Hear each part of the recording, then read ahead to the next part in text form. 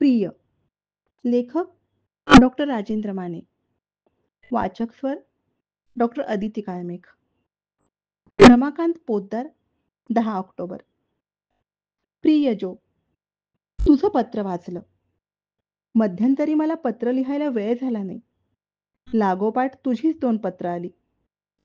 मित्र किंवा मैत्रीण गमावण्या इतकं दुसरं कोणतं दुःख नसतं. तुझं दुःख मी समजू शकतो. ही नातीच इतकी तलम आणि पारदर्शक असतात की थोडक्यात मित्र किंवा मैत्रीण म्हणजे आपला एक आरसाच असतो. तुझं पत्र वाचून का कोणास ठाऊक पण एक विचार मनात आला. तू लिहिलंयस, पती किंवा पत्नी ही नाती सोबतीला असूनही मित्र किंवा मैत्रीण हे एक वेगळंच जीवाभावाचं नातं असतं. खरंय. पण वाटलं, पती पत्नी हे एकमेकांचे मित्र मैत्रीण का होऊ शकत नाहीत? खरं तर असं व्हायला हवं. काही ठिकाणी असेलही, मी नाही म्हणत नाही. पण बऱ्याच ठिकाणी असं नसतं. खुद्द आपल्या दोघांमध्ये ते नव्हतं. नाहीतर त्या काळात आपण एकमेकांना समजून घेऊ शकलो असतो. आणि आता या काळात आपण एकमेकांपासून दूर राहण्याची वेळ आपणावर आली नसती. पण दुसरी एक गोष्ट चांगली घडलीय.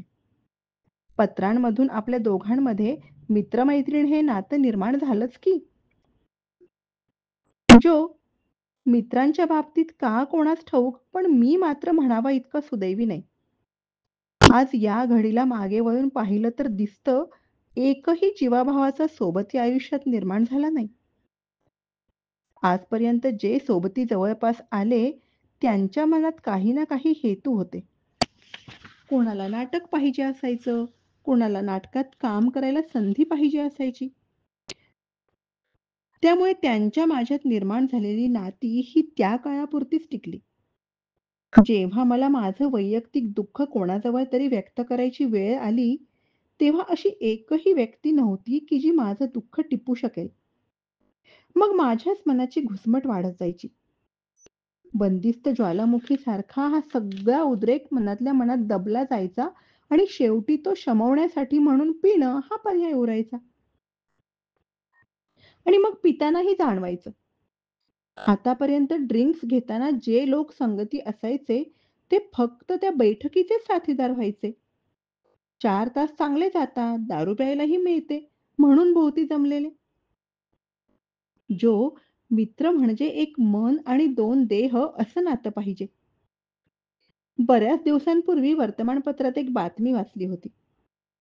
2 जिवलग मित्रांचं एकाच वेळी निधन. एका मित्राचं सकाळी अपघाती निधन झालं. त्याचे सगळे सोपस्कार पूर्ण करून आल्यावर संध्याकाळी दुसरा मित्र म्हणाला, "मला तो बोलावतोय, जायलाच पाहिजे." आणि काही वेळातच त्याचीही हृदयक्रिया बंद पडून निधन झालं. याला मित्रप्रेम म्हणायचं, योगायोग म्हणायचा की आणखी काही हे ज्याचं त्यानंच ठरवायचं. पण असंही असू शकतं हे नाकारता येत नाही. आपले पुराणातील काही नात्यांचे अनुबंध विलक्षण आहेत. विचार करायला लावणारे आहेत. द्रौपदी कृष्णाचं नातंही असंच होतं. तो तिचा सखा होता, साथीदार होता. द्रौपदी वस्त्रहरणाच्या प्रसंगी तिचे 5ही पती हतबल झाले होते, तेव्हा तिनं तिचा सखा कृष्ण याला मदतीची हाक दिली होती. आणि त्यानं ती ऐकलीही होती. तसंच दुर्योधन आणि कर्णाचंही मित्रप्रेम होतं. पांडव हे आपले भाऊ आहेत हे समजल्यावर सुद्धा कर्णानं मित्राचा पक्ष सोडला नव्हता. राधाकृष्णाचं नातं तर सर्वात विलक्षण आहे. त्याला खूपसे कंगोरे आहेत. त्या नात्याला नावाचं लेबल लावता येत नाही, तरी हे पवित्र आहे, प्रिय असं आहे. हे सगळं खरं असलं तरी शेवटी ही सगळी माणसं देवता तुल्य होती. आपण विकारांनी बांधले गेलेलो असतो. त्यांच्याशी आपली तुलना करता येत नाही. आणि मजा बघ, इतके पोक्त विचार मला सुद्धा वयाची ही पायरी चढल्यावर लक्षात येतायत. आणि परिस्थितीच्या तडाख्यातून सुलाखून निघाल्यावर कळतायत.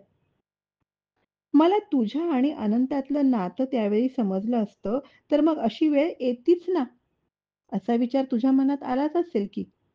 खरंय तुझं. पण घडून गेलेल्या गोष्टींबद्दल आता आपण काही करू शकत नाही. मधली 19 वर्षे पाटी पुसल्यासारखी पुसून आपल्याला त्यावर परत लिहिता येणार नाही हे अगदी सत्य आहे. कठोर सत्य आहे आणि ते स्वीकारावंच लागणार आहे. असो, आता तुलाही उषाशिवाय जगायला शिकलं पाहिजे. शेवटी आपल्या आयुष्यात कोणी प्रवेश करायचा आणि कोणी उठून जायचं हे आपल्या हातात नसतं. पण हातात नसूनही अशा भावसंबंधात आपण गुंतत असतो. साहजिकच असं काही घडलं, की मनाला त्यातून सांभाळणं खूप अवघड जातं. त्यामुळे तुझी मनस्थिती मला समजतीये. रामकाकांबद्दल काय लिहू? थकलेला जीव. जो वर लिहिलं, मित्र कोणी उरले नाहीत. पण रामकाका मात्र माझ्या लहानपणापासून माझ्याबरोबर आहेत. त्यांचं माझं जे नातं आहे त्याला काय नाव द्यावं? काही नात्यांना नावं देता येत नाहीत हेच खरं. ह्याला सुख-दुःखाचं नातं म्हणावं का? कारण त्यांनी खरोखरच मला सुख-दुःखात साथ दिलीये. तू गेल्यानंतर खरोखरच या नात्यानं मला तारलं हे आता समजून येतंय. नाहीतर एकाकीपणाच्या गर्तेत मीही सापडलो असतो. आणि जी माणसं मनानं कठोर आहेत असं दाखवतात किंवा वाटतात, तीच प्रसंगी खूप दुबळीही असतात. मीही थोडाफार तसाच आहे. अर्थात ह्या गोष्टी सांगून पटण्याच्या नव्हेत, पण राम काकांनंतर माझं जगणं सुद्धा खूपसं अवघड बनणार आहे. यात काहीच शंका नाही. या चार भिंती, छत, मोकळं भकास अंगण आणि जुन्या आठवणी मला छळत राहणार. नाती-गोती माणसाला जगणं शिकवतात, तशीच प्रसंगी एकाकी बनवतात, असं काही-काही वेळा वाटतं. फार लिहीत नाही. आपल्या साहित्यिक लोकांचं एक वेगळंच असतं. पत्र लिहायला घेतलं, की त्याचा प्रबंध बनत जातो. पण यातून बारीक-सारीक भावना एकमेकांच्या पर्यंत पोहोचतात हेही खरं. सांभाळ. तुझाच रमाकांत.